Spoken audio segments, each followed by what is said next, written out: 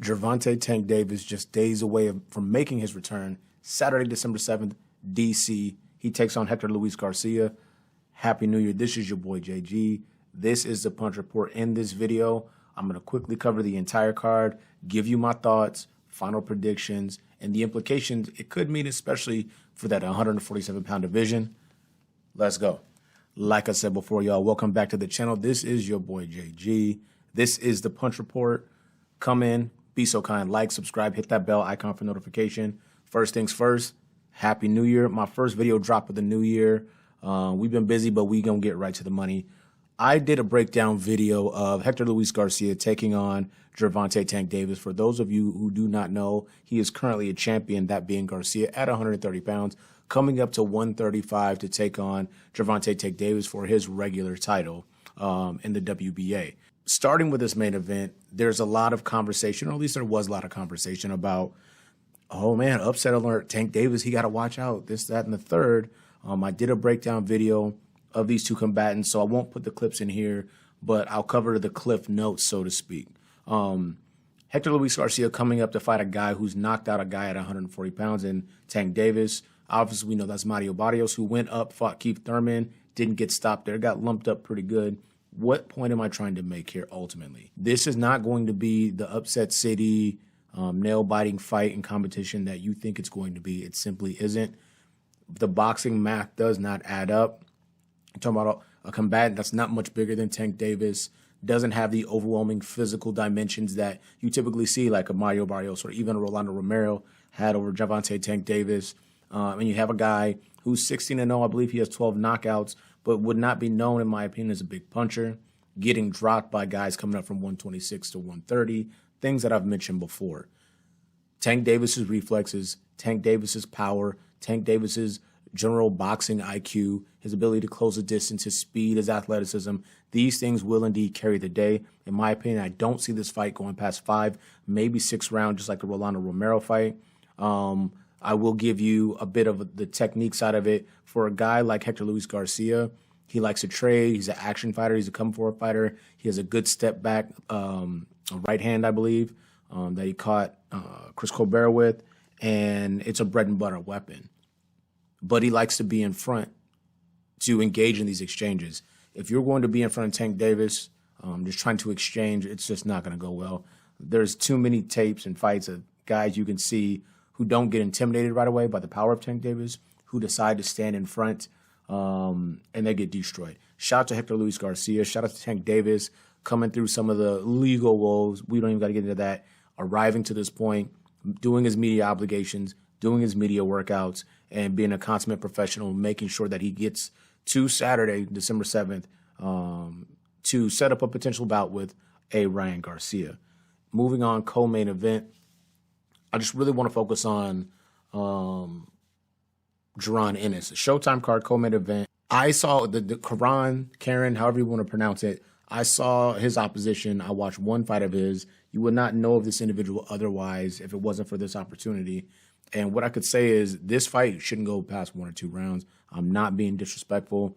I look at his skill set, and I can already determine and ascertain based on watching the film and just kind of studying that Jaron Ennis has already been in with far superior boxers than Karan or Karen, however you want to pronounce it. And with that being said, unless he's super duper durable, he is going to be a heavy bag. It is not going to take Jaron Boots Ennis very long to get this done against Karan or Karen. And it sets up a conversation we'll have a little bit later in this video about the state of the welterweight division. But that co-main event, Boots Ennis, Karen, that's a showcase fight, and Boots got to come out and look spectacular. That's what he typically does. I think he got a 2nd-round stoppage in his last outing, but we'll see what happens. Super confident that Jaron Boots Ennis will set the table for what's going to come in the welterweight division. Last but not least, well, actually, there's 2 more. Speedy Rashidi Ellis via good fight. This will be the first time, probably in my opinion, that a mainstream, because it's a big card, it's a tank card, a lot of eyes will be on Speedy Rashidi Ellis, individuals who have not watched him previously. Big, strong welterweight, good hand speed, can clean up the hand exchange a little bit, but that's a trade-off when you have fast hands. you might compromise a bit on your hand exchange. But taking on a durable guy, tough guy in Villa, I see this fight being competitive. I see it going back and forth, and I see the athleticism, the experience, and the confidence of Rashidi Ellis carrying the day. I don't think Villa's going to go away, but at some point in time, the skills will start to separate themselves, and you'll start to see that we might be onto one of the newer names or fresher faces in the welterweight division, guys who are clamoring to put themselves in a position to fight a Errol Spence Jr., to fight a Terrence Bud Crawford, and possibly a matchup with Gervonta Ennis, who's also on this card. That's something we've seen before as you try to build fights and fighters. You put two potential opponents on an undercard, see if they can come out and go, well, hey, Boots look good, Ellis look good. Can we make this match happen if we can't get something bigger down the road? That's just something to think about. Demetrius Boo Boo Andrade, my man who's taken on, I forgot his name, and I'm not going to pull it up. Shout out to him. Just good to see him back. Good to see him not fighting on DAZN. I think he got paid pretty well, but that was a career hit for him, in my opinion. Poor opposition, poor promoting, and missing out on a multitude of opportunities for Andrade, just being on the DAZN side and continually chasing after a Canelo Alvarez bout. He has said recently in interviews that that's no longer his focus. Shout out to him, because I think that does stall out your career. And a lot of the guys between 160 and 168 who were interested in getting that kind of Canelo work, you get to move on now and focus on building your brand, building your name, getting big fights, big paydays, and eventually when those titles free up, getting an opportunity at those belts. But I'm excited to see him back in action, Showtime card. I think it's a step in the right direction for his overall career. And the card's going to be a fun card. Now, as promised, I stated that I would discuss the state of the welterweight division. We know you have 3-belt champion, unified world champion, Errol Spence Jr., 147-pound king right now, in my opinion. They have Bud Crawford rated #1 pound for pound, fighting guys like David Avanesian, taking long layoffs inexplicably. For me, it's hard to rate him #1. And quite honestly, I don't know who I will call #1, but that's another conversation for another day. The welterweight division has been kind of mired with roadblocks and accidents and mishaps, but we are going to be getting clarity soon. We have the fight that has been purse bidded. I think it was a Golden Boy, Montes Stanionis, Virgil Ortiz. That's taking place in Texas. I believe that's March 18th, if I'm not mistaken. That's a big deal because it's going to eliminate some of the roadblocks for some of these guys who are mandatories and clear the path for chances at belts. Those 4 belts within that division tied up by 2 guys, Bud Crawford, Errol Spence Jr. Errol Spence Jr. has announced that something may be happening in April. It's most likely to be Keith Thurman. Cool, we'll get that out the way. And all the while, you'll have Terrence Bud Crawford waiting in the wings. Boots Ennis will destroy Karen. That's a thing that will happen. At that point in time, there is no more well ifs and maybes, and it goes away.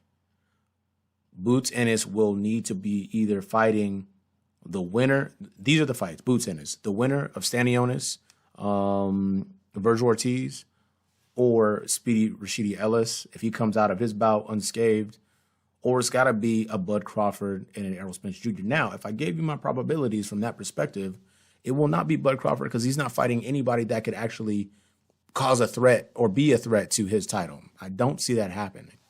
Errol Spence Jr., I think, is more primed and ready for that type of challenge. That's an incredible fight. I wish I could see Gervonta Ennis get a more of a step-up fight before one of those bouts. But this is the boxing business. He says he's ready. I believe that he's ready. I believe that he has the skill set, the physical abilities, athleticism, the size to get it done against either one of those guys. But it would be tough sledding. But we got to see what happens.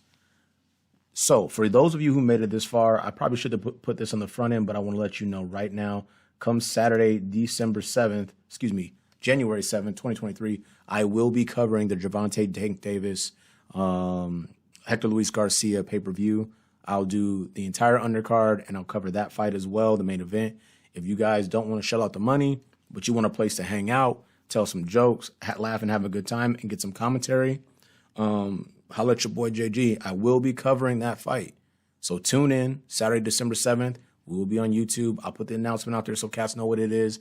Be sure to check that out. come through, say hi to your boy, and Happy New Year. This has been the Punch Report. This is your boy, JG. Like I said before at the top, please be so kind. Hit that bell icon for notification. Smash the like button. Share the video. Leave a comment. Let me know what you guys are thinking about the upcoming card. Do you feel like Hector Luis Garcia, really has an opportunity to upset the apple cart of a Tank Davis, Ryan Garcia bout? I'm telling you right now, that is not the case. But let me know what you think. We out.